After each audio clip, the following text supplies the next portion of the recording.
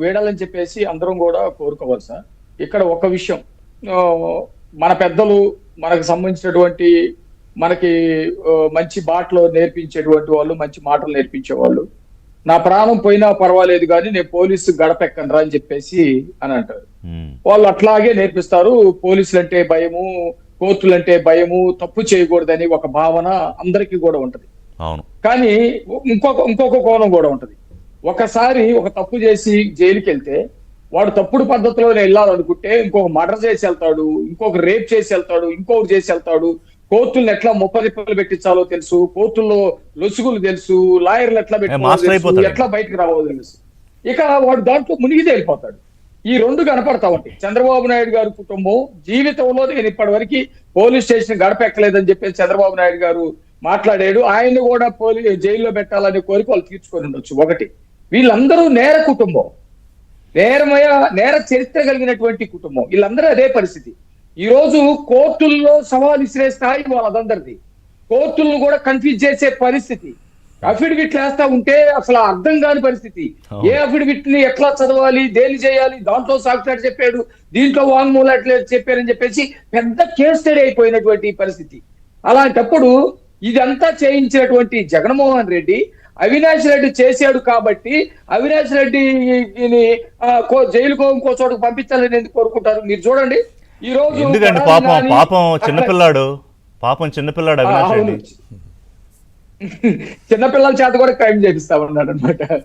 నేనేమంటానంటే అవినాష్ రెడ్డిని అరెస్ట్ చేయాలనుకున్నప్పుడు సిబిఐ వాళ్ళందరూ కూడా వచ్చినప్పుడు కర్నూలులో ఒక పెద్ద సీన్ క్రియేట్ చేశారు. వాళ్ళ అమ్మకి బాగాలేదని హాస్పిటల్లో ఉండి హాస్పిటల్ చుట్టూ వేలాది మంది కర్రలు కత్తులు పట్టుకొని సిబిఐని కానీ పోలీసులు కానీ రాని కూడా చేశారు.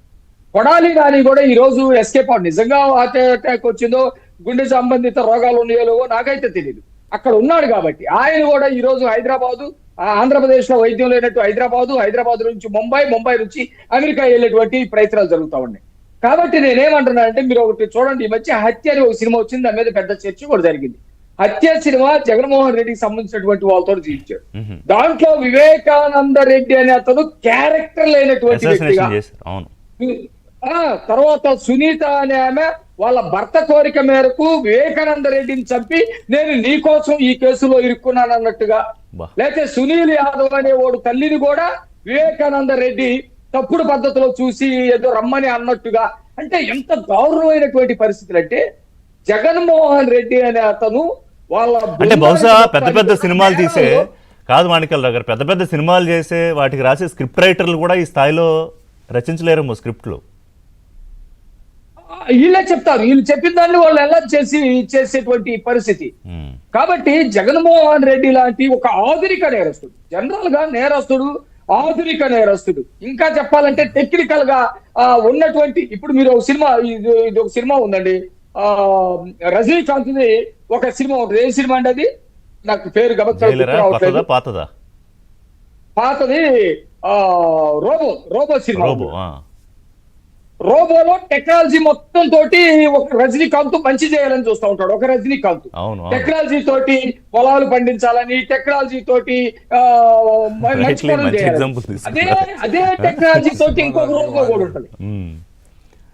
అదే టెక్నాలజీని ఉపయోగించుకొని ఇంకొక రోబో కూడా ఉంటుంది. అదంతా కూడా చెడు చేస్తా ఉంటుంది, ప్రపంచాన్ని నాశనం చేయాలని చూస్తా ఉంటాం. ఈ రోజు ఒక టెక్నాలజీ తోటి చంద్రబాబు నాయుడు గారు అభివృద్ధి ఇంకా అట్లా కాదు.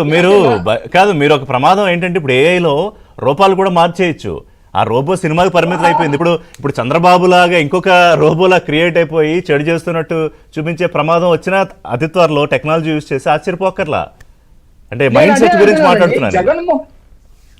జగన్మోహన్ రెడ్డి ఇప్పుడు సమాజంలో రెండు ఉంటాయి, మంచి చెడు ఉంటది. మంచిని ఉపయోగించుకుంటూ ముందుకెళ్లే వాళ్ళు ఉంటారు, చెడుని ఉపయోగించుకొని ముందుకెళ్లే వాళ్ళు ఉంటారు. టెక్నాలజీ కూడా వస్తూ ఉంటుంది. ఆ టెక్నాలజీని చెడుకి వాడొచ్చు, మంచికి వాడొచ్చు. ఈ రోజు జగన్మోహన్ రెడ్డి లాంటి వాళ్ళు కోర్టుల్లో ఎంతో, కోర్టులు కూడా ఇబ్బంది పెట్టేటట్టు, కోర్టులకి సవాలు ఇసిరేటట్టు చేస్తా ఉన్నాడు ఒకవైపు. రెండోది కుటుంబంలో ఎంతమంది చనిపోయారు? కటికిరెడ్డి శ్రీనివాస్ రెడ్డి, గంగాధర్ రెడ్డి, అభిషేక్ రెడ్డి, నారాయణ రెడ్డి, జగన్ రెడ్డి డ్రైవరు, రంగన్న వాళ్ళ వాచ్మెన్, ఇలాంటి వాళ్ళని మొత్తాన్ని కూడా చనిపోయినటువంటి పరిస్థితి. వీళ్ళందరూ కూడా అనుమాన స్థితిలో కాదు. వాళ్ళు చనిపోవడానికి అవినాష్ రెడ్డికి సంబంధం ఏంటి? వాళ్ళు చనిపోవడానికి అంటే నిన్న షర్మిల గారు అనుమానం, వాళ్ళందరూ చనిపోవడానికి అవినాష్ రెడ్డికి సంబంధం ఏంటి అనేది.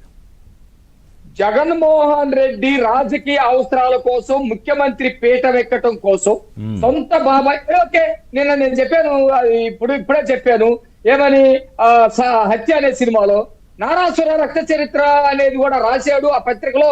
అది నిజమా వాస్తవ సినిమాలో ఎందుకు మీరు చూపించలేదు? లేదు, నారాసుర రక్త చరిత్ర సాక్షి రాసింది, సాక్షి టీవీలో గోలగోలు చేశారు, ఎందుకు మాట్లాడతలేదు? కాబట్టి ఆ కేసు నుంచి తప్పించుకోవాలంటే అందరినీ చంపేయాల్సినటువంటి అవసరం ఎవరికి ఉంది? చంద్రబాబు నాయుడు గారికి ఉందా? రాష్ట్ర ప్రజలకు ఉందా? ఎవరికి ఉంది ఆ కేసు నుంచి బయటపడాలంటే?